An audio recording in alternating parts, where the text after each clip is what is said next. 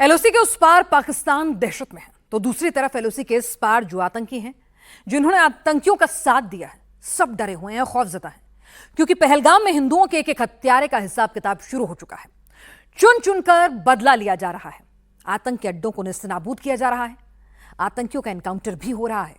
जो देश के दुश्मनों के साथ खड़े थे, मदद कर रहे थे, उन पर भी एक्शन हो रहा है। किसी आतंकी का घर बम से उड़ाया जा रहा है, तो किसी के घर बुलडोजर से जमदोज कर दिए जा रहे हैं।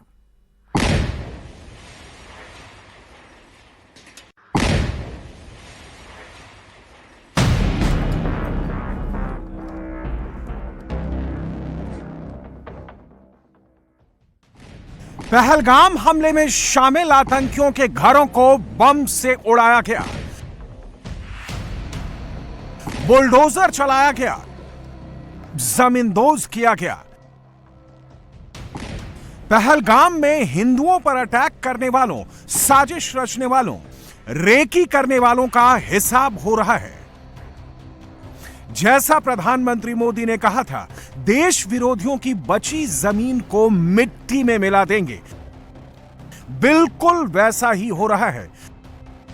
पहलगाम अटैक के 72 घंटे के अंदर घर में मौजूद दुश्मनों का सफाया हो रहा है।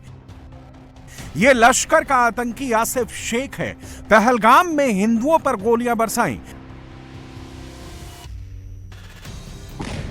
अब पुलवामा के त्राल में आतंकी आसिफ शेख के घर को बम से उड़ाया गया। यह पहलगाम के हत्यारे आसिफ शेख का घर है। यह घर उसका ठिकाना हुआ करता था। अब यह घर जमींदोज हो चुका है। पूरा घर मलबे के ढेर में तब्दील हो चुका है। पहलगाम में टूरिस्टों पर अटैक के बाद सिक्योरिटी फोर्स पूरे कश्मीर में आतंकियों के खिलाफ ऑपरेशन चला रही हैं। पहलगाम हमले में आतंकी आसिफ शेख का भी नाम आया। सिक्योरिटी फोर्स के जवानों ने आसिफ के घर पर सर्च ऑपरेशन चलाया। इस दौरान फोर्स को घर में एक्सप्लोसिव मिला, जो बैटरी से अटैच था। आसिफ शेख इसका इस्तेमाल भारत के लोगों पर करने वाला था, लेकिन सिक्योरिटी फोर्स ने तुरंत बम को कंट्रोल्ड एक्सप्लोजन के साथ डिफ्यूज किया और तेज धमाके के साथ आतंकी आसिफ का घर उड़ गया। आतंकी आसिफ शेख पुलवामा के त्राल का रहने वाला है। पहलगाम हमले के बाद आसिफ शेख पर 20 लाख रुपए के इनाम का ऐलान किया गया है। ये शेख आसिफ के घर की तस्वीर है। दोनों लश्करी तैयबा के कमांडर्स बताए जा रहे हैं। आसिफ के बारे में बताया जा रहा है कि पिछले 2 सालों से ये सक्रिय है और सभी सुरक्षा एजेंसियों को इसकी तलाश थी। कई बार इसके खिलाफ छापे मारे गए, लेकिन हमेशा ये सुरक्षा बलों की नज़रों से बचता रहा। हम आपको घर के अंदर ले जाएंगे और घर के अंदर की तस्वीर आपको दिखाते हैं। आप देख सकते हैं, ये शेख आसिफ के घर का किचन है और ये किचन में आपको हर चीज़ जो है वो बिखरी हुई दिखाई देगी। कोई भी चीज़ यहाँ पर सामान्य नहीं है। दरवाजे पूरी तरह से टूट चुके हैं।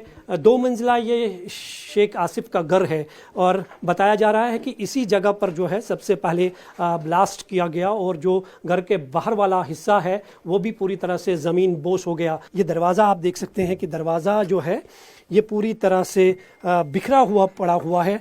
ये दरवाजे की हालत है। इस दरवाजे को देखकर आप अंदाज़ा लगा सकते हैं कि कितना पावरफुल ये ब्लास्ट हुआ है। ये देखिए, इस घर का ये बेडरूम है। ये एक और दरवाज़ा है इस घर का।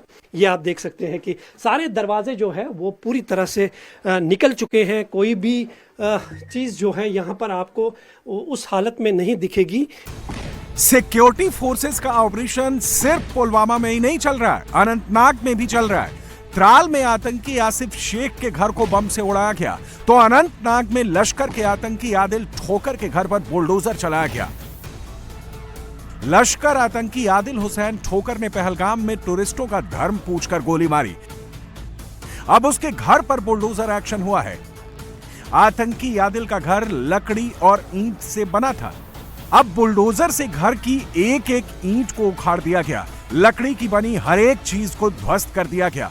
पूरे घर को मलबे के ढेर में बदल दिया गया।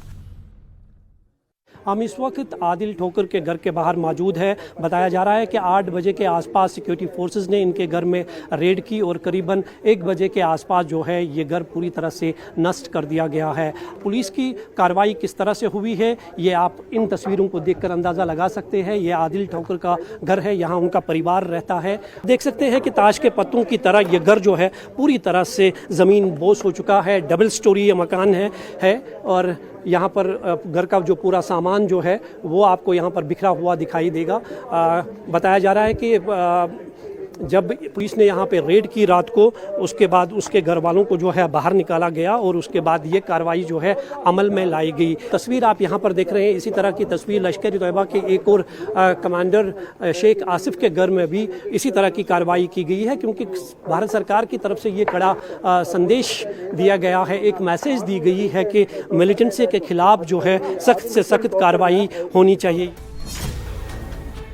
आतंकवादी आदिल ठोकर अनंतनाग के बिजबेहरा का रहने वाला है।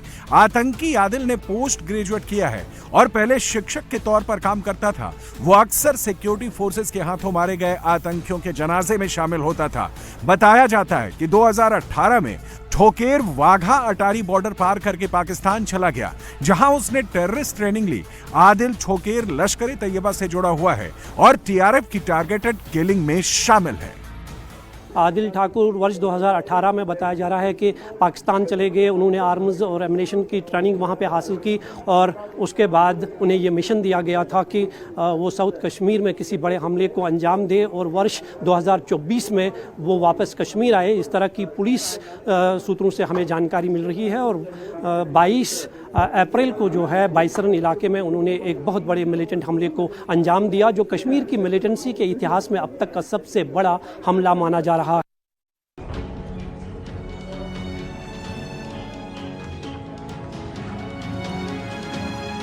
पुश्तैनी घर उजड़ गया, आदिल जैसे आतंकी को पैदा किया, इसी बात पर मां अफसोस कर रही है। गलत बहुत दपान क्या मारे बेगना तहन बह वन बेगना पज मारे कह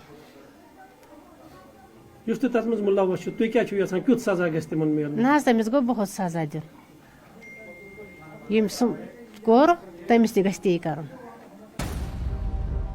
आदिल और आसिफ दोनों ही लश्कर तैयबा के आतंकी हैं। पाकिस्तानी आतंकियों को इनसे मिले इनपुट से ही पहलगाम में हिंदुओं का कत्लेआम किया। आसिफ शेख को लश्कर का स्थानीय कमांडर बताया जा रहा है, जबकि आदिल ठोकेर को पहलगाम अटैक के मास्टरमाइंड में से एक बताया जा रहा है। आदिल ने पाकिस्तान में लश्कर के कैंप में ट्रेनिंग लेकर 2024 में वापस कश्मीर आ गया। इस दौरान उसे साउथ कश्मीर में बड़े हमले की जिम्मेदारी दी गई थी। आदिल अहमद के पड़ोसी हमारे साथ हैं, उनसे बात करते हैं। आदिल के बारे में जानने की कोशिश करेंगे कि आदिल कब से लापता है, क्योंकि उनका नाम जो है पहलगाम टेरर केस में सामने आया है। आपसे जानना चाहेंगे आपका नाम क्या है? जी, मेरा नाम गाजी मंजूर है। तो आदिल कब से यहाँ नहीं है, कुछ जानकारी है? लास्ट मुलाकात कब हुई थी? जी, जब हम बचपन में इनको जानते हैं, हमें इतना पता है कि इस घर में उसने जन्म लिया है। इसमें उनके दो भाई और भी रहते, माँ बाप भी रहता है इस घर में। तो वो दोनों भी डिटेन है और बाप भी डिटेन है। तो आदिल 2018 के बाद यहाँ किसी ने उसको नहीं देखा है। वो श्रीनगर गया था, घर वालों के मुताबिक वो श्रीनगर गया था एग्ज़ाम देने के लिए। उसके बाद वो वापस नहीं आया जी। मतलब 2018 के बाद आपने कभी नहीं देखा उसको, खासकर हमने नहीं देखा उसको। ये बताया जा रहा है कि 2024 में वो वापस आए थे, उनको ये मिशन दिया गया था इस तरह की। हमें कभी वो घर आए थे? जी, हमें सिक्योरिटी फोर्सेस के ऊपर पूरा भरोसा है, जो वो बात कहते हैं वो सच होगी, लेकिन यहाँ पे उनको किसी ने नहीं देखा है। सिक्योरिटी फोर्सेस की टीम लश्कर के दोनों आतंकियों को तलाश कर रही है। पूरे इलाके में सर्च ऑपरेशन चलाया जा रहा है। पहलगाम के हत्यारों का हिसाब भी शुरू हो गया है। आतंकियों के घरों पर एक्शन के साथ ही पूरी घाटी से टेररिस्ट की सफाई की जा रही है। जम्मू कश्मीर के बांदीपोरा में लश्कर के एक बड़े आतंकी को ढेर कर दिया गया है। सुरक्षा बलों के साथ एनकाउंटर में मारा गया अल्ताफ लाली लश्कर का आतंकी है। सिक्योरिटी फोर्सेस को बांदीपुरा जिले के कोलनार इलाके में आतंकवादियों की मौजूदगी का इनपुट मिला था। इसके बाद सिक्योरिटी फोर्सेस ने इलाके को घेर कर सर्च ऑपरेशन चलाया। तभी आतंकियों ने सुरक्षा बलों पर फायरिंग कर दी। जवाबी फायरिंग में आतंकी मारा गया, जबकि सेना के 2 जवान भी घायल हो गए।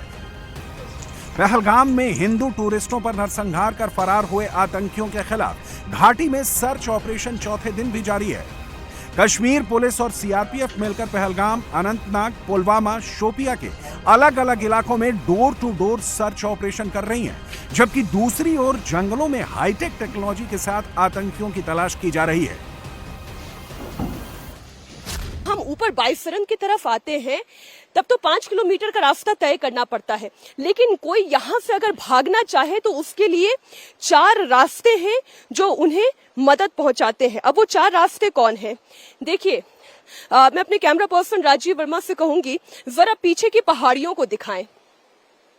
अगर पीछे की तरफ भागना कोई व्यक्ति चाहे तो यहाँ पर सीधी बर्फीली चोटियां दिखाई देती हैं।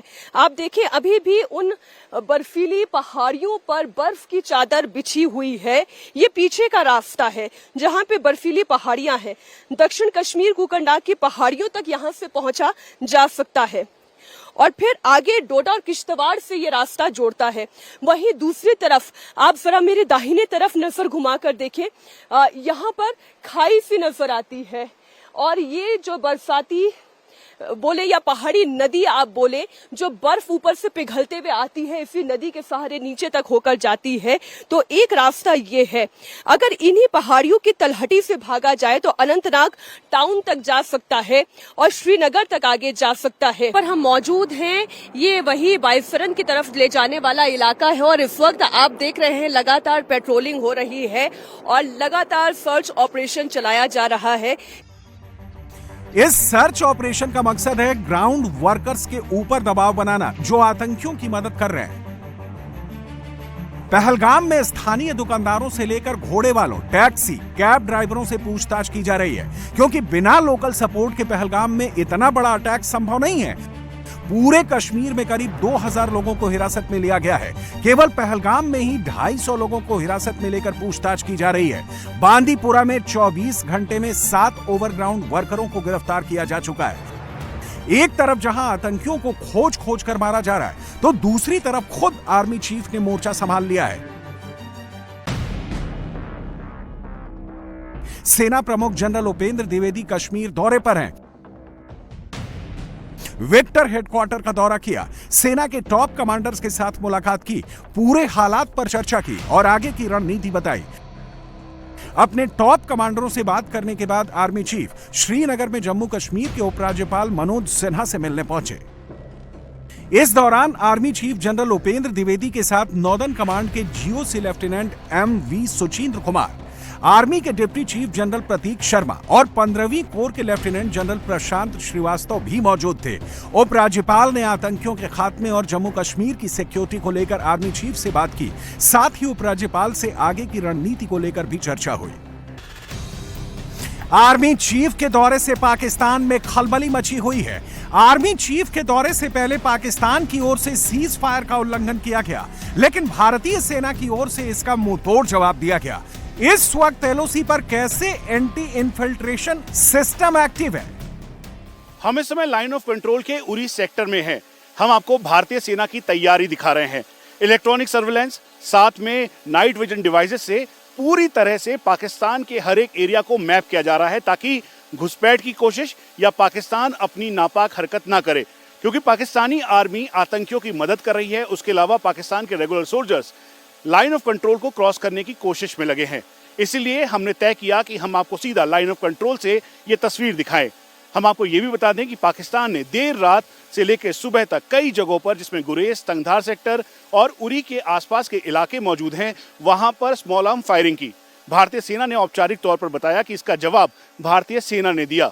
हमारे ठीक सामने पाकिस्तान का बाग इलाका पड़ता है। दरअसल इस एरिया के साथ मुजफ्फराबाद एक्सिस और चकोटी एक्सिस भी है। पाकिस्तानी आर्मी की 10 कोर इस पूरे एरिया को कंट्रोल करती है। हम आपको ये भी बता दें कि सामने पाकिस्तान के करीबन 27 टेरर कैंप और लॉन्चिंग पैड हैं, जो बेहद एक्टिव है।